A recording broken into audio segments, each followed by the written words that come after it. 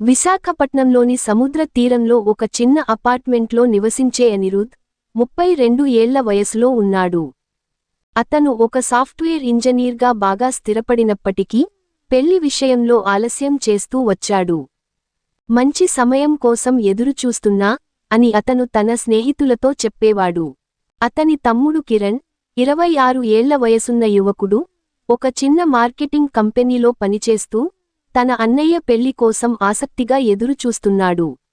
ఒక రోజు సాయంత్రం విశాఖలోని ఆర్కే బీచ్ దగ్గర స్నేహితులతో కూర్చొని సముద్ర తీరంలో కబుర్లు చెప్పుకుంటున్న అనిరుద్ని చూసి అతని స్నేహితుడు రాము అన్నాడు, "ఒరేయ్" అని, "నీకు 32 ఏళ్లు వచ్చాయి. నీవు పెళ్లి చేసుకోకపోతే నీ తమ్ముడు కిరణ్ ఎలా చేసుకుంటాడు? వాడికి కూడా కోరికలు ఉంటాయి కదా. ఇంకా ఆలస్యం ఎందుకు? ఒక మంచి అమ్మాయిని చూసి పెళ్లి చేసుకో." రాము మాటల్లో నిజం ఉందని భావించిన అనిరుద్ ఒక ఆదివారం సాయంత్రం తన తల్లిదండ్రుల సూచనతో హైదరాబాద్లోని ఒక పెళ్లిచూపుల కార్యక్రమానికి వెళ్లాడు. తనకు తోడుగా తమ్ముడు కిరణ్ని కూడా తీసుకెళ్లాడు. అక్కడ అమ్మాయి ఇంటి పెద్దావిడ, "పెళ్లికొడుకు ఎవరు బాబూ?" అని అడిగింది. "మా అన్నయ్య అనిరుద్" అని చెప్పి కిరణ్ పక్కకు జరిగాడు. అప్పుడు గదిలోంచి అమ్మాయి శ్రీవల్లి వచ్చింది. ఆమె అందం చూసిన అనిరుద్, కిరణ్ ఇద్దరూ నిశ్చేష్టులయ్యారు. శ్రీవల్లి లేత గులాబీ రంగు చీరలో, పొడవైన నల్లటి జడతో, ఆమె కళ్లలో మెరిసే చిరస్థాయి చిరునవ్వుతో అందరి హృదయాలను కొల్లగొట్టింది. అనిరుద్ మనసులో, ఇంత అందమైన అమ్మాయి నా భార్య కాబోతుందా? ఈ రోజు నా అదృష్టం అని అనుకున్నాడు. కిరణ్ కూడా, అన్నయ్యకి ఇంత అందమైన అమ్మాయి దొరికింది.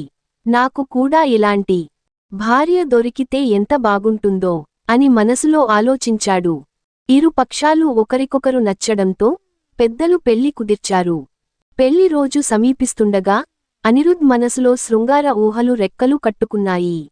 ఎన్నాళ్ల నుంచి ఒంటరిగా ఉన్నాను. ఈ రాత్రి నా కలలన్నీ నిజం కాబోతున్నాయి అని అనుకున్నాడు. పెళ్లి జరిగిన రోజు రాత్రి శ్రీవల్లి సిగ్గుతో కళ్ళు దించుకుని పాల గ్లాస్తో అనిరుద్ గదిలోకి అడుగుపెట్టింది. ఆమె చీర అంచు సముద్ర తీరంలో అలల్లా సన్నగా కదులుతోంది. అనిరుద్ ఆమెను చూసి ఆమె సౌందర్యంలో మునిగిపోయాడు.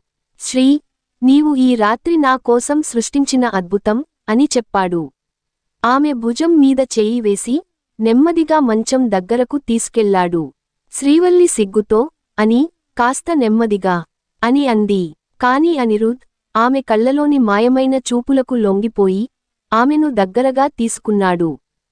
ఆమె పెదవులపై ముద్దు పెట్టి, "నీ అందం నా హృదయాన్ని ఆకర్షిస్తోంది" అని చెప్పాడు. ఆ రాత్రి వారిద్దరూ ఒకరినొకరు ఆలింగనం చేసుకుని ప్రేమలో మునిగిపోయారు. శ్రీవల్లి ఆమె సిగ్గును వీడి అనిరుద్ ఆలింగనంలో కరిగిపోయింది. పెళ్లి తర్వాత శ్రీవల్లి విశాఖలోని అనిరుద్ ఇంటికి వచ్చింది. కాని కొన్ని రోజులకే అనిరుద్ ఒక్కోసారి స్నేహితులతో పార్టీలో మద్యం తాగుతున్నాడని తెలిసింది. "పెళ్లికి ముందు నీవు మద్యం తాగనని చెప్పావు కదా" అని శ్రీవల్లి అడిగింది.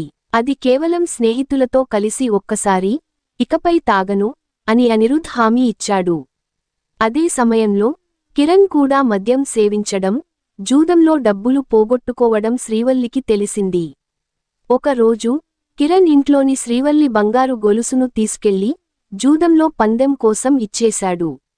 శ్రీవల్లి దీన్ని గమనించి కోపంతో ఉండిపోయింది. కానీ సాక్ష్యం లేకపోవడంతో నిశ్శబ్దంగా ఉండిపోయింది. ఒక రోజు శ్రీవల్లి చెల్లెలు అనన్య, ఒక ఫ్యాషన్ డిజైనర్, విశాఖకు వచ్చింది.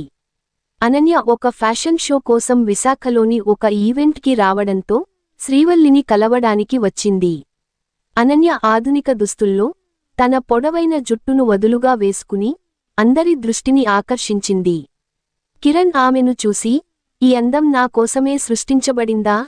అని మనసులో అనుకున్నాడు. ఒక సాయంత్రం అనన్య స్నానం చేయడానికి బాత్రూంకి వెళ్ళింది. కిరణ్ తన కోరికలను అదుపు చేయలేక ఆమె స్నానం చేస్తున్న గదిలో ఫోన్లో వీడియో రికార్డ్ చేయడానికి ప్రయత్నించాడు. అయితే శ్రీవల్లి దీన్ని గమనించి కోపంతో తలుపు తీసి, "ఇదేనా నీవు ఇచ్చే మర్యాద?" అని అడిగింది. కిరణ్ సిగ్గుతో, "సారీ వదినా, ఇది అనన్య కోసం పెట్టాను, నీ కోసం కాదు" అని చెప్పాడు. ఈ సంఘటన గురించి తెలిసిన అనిరుద్ కోపంతో కిరణ్ని తీవ్రంగా తిట్టాడు. నీవు మా ఇంటి గౌరవాన్ని నాశనం చేశావు అని అన్నాడు. అవమానంతో కిరణ్ ఇంటినుంచి వెళ్ళిపోయాడు. శ్రీవల్లి అతను ఏదైనా తప్పు చేస్తాడేమో అని ఆందోళన చెంది అనిరుద్ని వెళ్లి తీసుకురమ్మని కోరింది. అనిరుద్ కొంత ఆలోచన తర్వాత కిరణ్ని వెతికి ఇంటికి తీసుకొచ్చాడు. కిరణ్ శ్రీవల్లి ఔదార్యానికి కృతజ్ఞతతో తన చెడు అలవాట్లను మానేసి తన జీవితాన్ని మార్చుకున్నాడు. అతను తన ఉద్యోగంలో కష్టపడి 1 సంవత్సరంలో ప్రమోషన్ సంపాదించాడు. ఇంతలో అనన్య కూడా విశాఖలోని కిరణ్ పనిచేసే కంపెనీలో ఫ్రీలాన్స్ డిజైనర్గా చేరింది.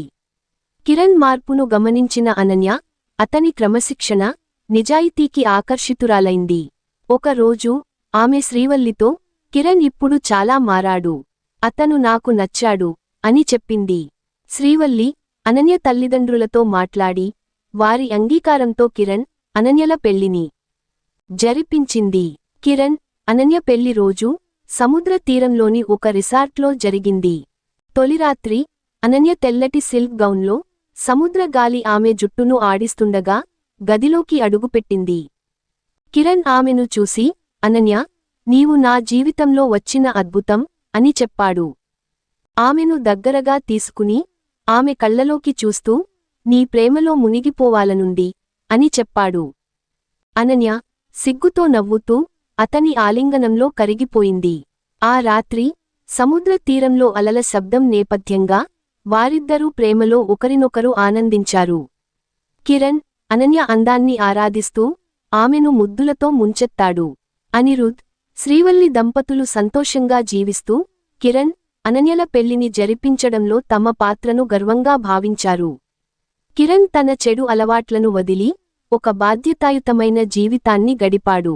శ్రీవల్లి, అనన్యల అందం, ప్రేమ వారి జీవితాలను సముద్ర తీరంలా అందంగా మార్చాయి.